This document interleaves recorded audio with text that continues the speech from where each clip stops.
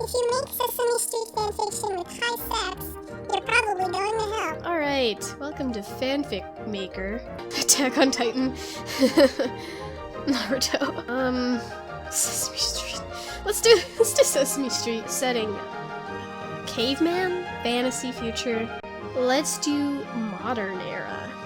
Hero's name, Big Bird the yellow one? Big Bird yellow and Big Bird. Alright.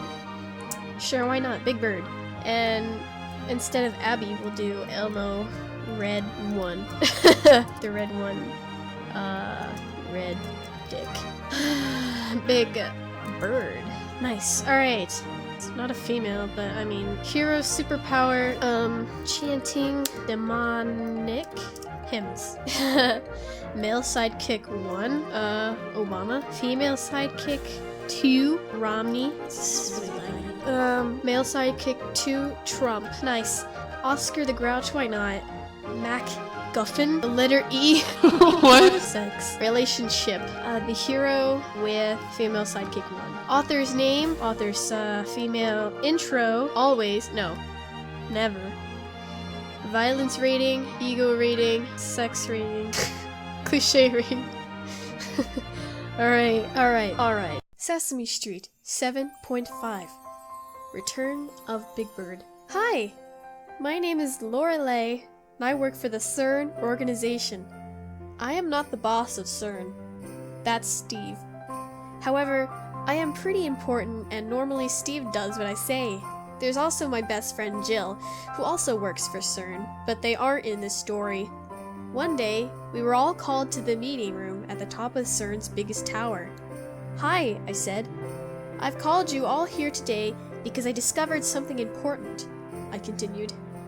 It seems someone is trying to find the secret sex, and we are going to use it to take over the world. We have to stop them.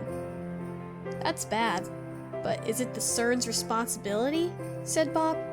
He's always saying stuff like that to get out of work. Yes, of course it is, because someone has to do something about it, and we're an organization that does stuff that has to be done, said Steve. Everyone cheered his speech. He was good at speeches ever since I taught him to be. I'm also the speechwriter for the president, by the way. I have found new information, I said. It seems CERN's arch-enemy, Umbrella Corporation, is up to their old tricks again. They're the ones after sex. OMG, said everyone. We will have to send in our best secret agents, said Steve. That's you, of course, Lorelei. I was also a secret agent, by the way, but I told everyone as it makes the story easier. I will assemble my team and leave tomorrow. Meanwhile, Big Bird's mind was wandered back to the past, the good old days. It was Obama's Nowruz party, which everyone was invited to. The party was awesome, as always, because the yellow one was hosting it. The yellow one was pretty drunk that day. If the yellow one was honest, he couldn't remember much that happened, only something about a G-string, a rabbi, and a traffic cone. There was one thing that stuck in him mind, though. Something he would never forget. The red one. Elmo was wearing a Trump mask that night. It was one of the most erotic costumes in the party. Everyone had come as something or someone else. No one could recognize anyone else because everyone had bits of their bodies covered. Obama was dressed as Elmo, Elmo was dressed as Romney, Romney was dressed as the yellow one, Big Bird was dressed as Oski, and Oscar was dressed as a leaf blower. The yellow one had no idea which person the red one was.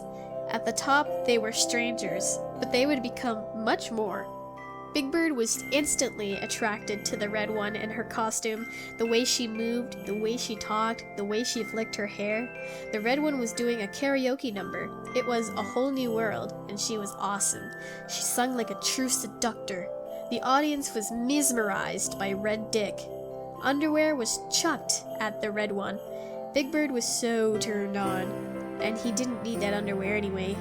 Despite his crushing shyness and fear of people judging him, Big Bird got up and sang too. When Red Dick was singing A Whole New World, it was like the words spoke to him. The red one seemed to be addressing each word of the song just to him. The room faded away and it was just the two of them, no one else in the world. They gazed into each other's eyes as Elmo spoke the last lyric, then silence. Suddenly, the yellow one was woken out of the flashback by the present. Now it was tomorrow, and I was assembling my team. I first chose Big Bird, who I had called in specially as our outside expert. I then chose Big Bird as they were good at stuff. Also, Bob from our private army, so we had someone disposable who wouldn't be needed in future stories. I also chose myself due to my all-around abilities. After everyone was chosen, me and the yellow one started planning. The next time they saw each other, Elmo winked at the yellow one, remembering what happened at the party. Big Bird blushed. Some of the others giggled. Did they know? Big Bird didn't care. We were in the main planning room. There was a huge whiteboard, a projector, a screen, holograms, and a blackboard. This was the room where CERN planned stuff. Much of the good work we did started here, like the time we defeated Oscar the Grouch and converted him to good and made him work for us, or the time we saved the world from that rogue planet, or the time we saved Christmas. I got out my pen and paper and started discussing the plan. I've been doing research and stuff in our database library. The sex is hidden inside Munich. Ah, it makes so much sense. Why didn't we think of it before? Said Big Bird. The clues were written in an ancient language. Oh right, of course. Now what? Said Elmo. Now we leave for Munich. With that, we all got onto the CERN plane and flew to the distant city of Munich. Big Bird had some time before he had to do anything, so he decided to have another flashback. It was just after the karaoke. They had stepped off the stage to loud applause and were now looking at each other. Hi, Big Bird said meekly. Hey, Red Dick said, also meekly. Their confidence from moments ago had evaporated like alcohol. Do you want to... maybe... Okay then. So they walked to the cloakroom. It wasn't long before their lips were together. Big Bird couldn't remember who made the first move. He did remember the taste though, the taste of Elmo. Elmo tasted like lemon on a spring noon. Refreshing and salty, but also a bit sour. What had they been eating? Big Bird tried to work it out. It took much tongue work. After a few minutes mouth-to-mouth potholing, the red one guessed what the yellow one was doing. I had lemon for lunch. Oh, you don't have to stop though. Oh, good, Big Bird said, with great relief. They finally drew away after what seemed a whole Wednesday, but was only mere minutes. The taste of Elmo's lips, and other things, still lingered in the yellow one's mouth as they finally looked upon each other with new eyes. Relieved sighs came from the both of them as both embraced, Red Dick snuggling against Big Bird's neck as he snuggled up onto the red one's torso. Red Dick went further by clutching Big Bird with his fingers, pulling at the fabric of his slacks to feel what was underneath. The telltale shape of his leggings stood out between them, especially with the weight it had against the yellow one's thigh. Elmo moved over the yellow one's body like a serpent and lovingly nuzzled at her peaked abs. The yellow one liked this a lot and started making a lot of noise. Red Dick joined in. Ow! Ah! Ma! It got pretty noisy from that point on. Both of them had a lot of fun and made a lot of noise. Big Bird sounded like a Cadillac. Elmo sounded like a herd of citizens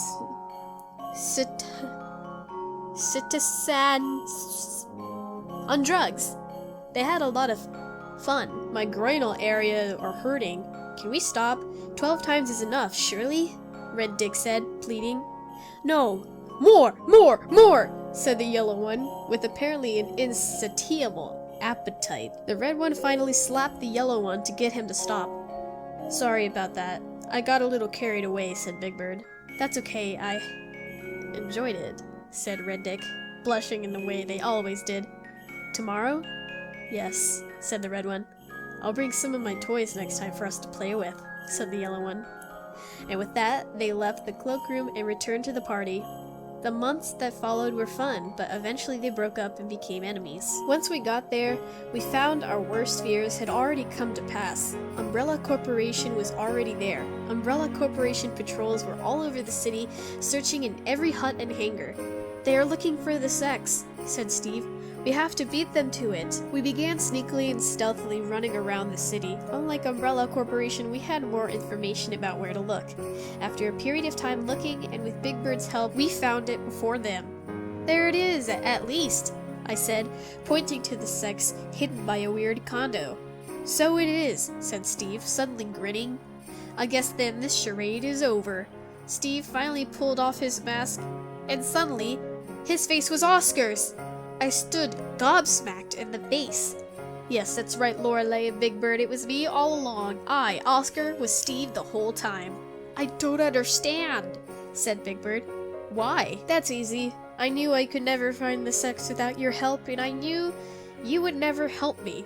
So I became CEO of CERN and employed Lorelei. After that, it was simply a matter of earning your respect, creating a threat, and waiting for you to call Big Bird. Creating a threat? You mean Umbrella Corporation? Yes, that's right, Umbrella Corporation is just a bunch of actors I hired.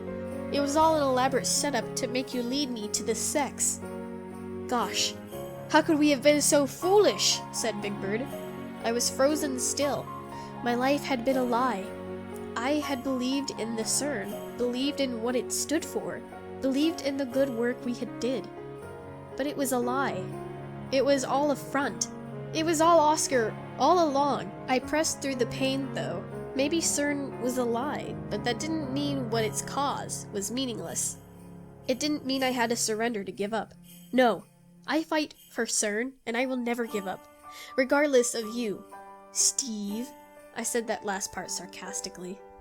That's right, said Big Bird.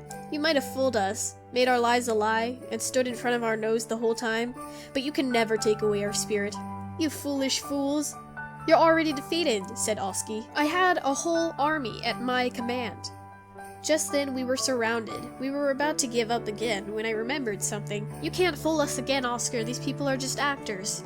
With that, me and the yellow one started punching and kicking them, using our chanting demonic hymns when needed.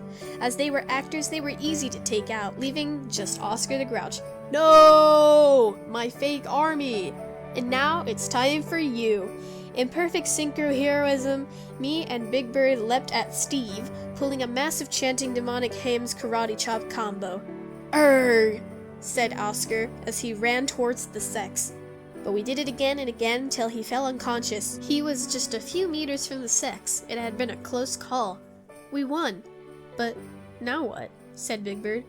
I looked around at our devastated lives. Only one choice. We rebuild CERN and repair the years of damage it was secretly doing to this world. The beginning?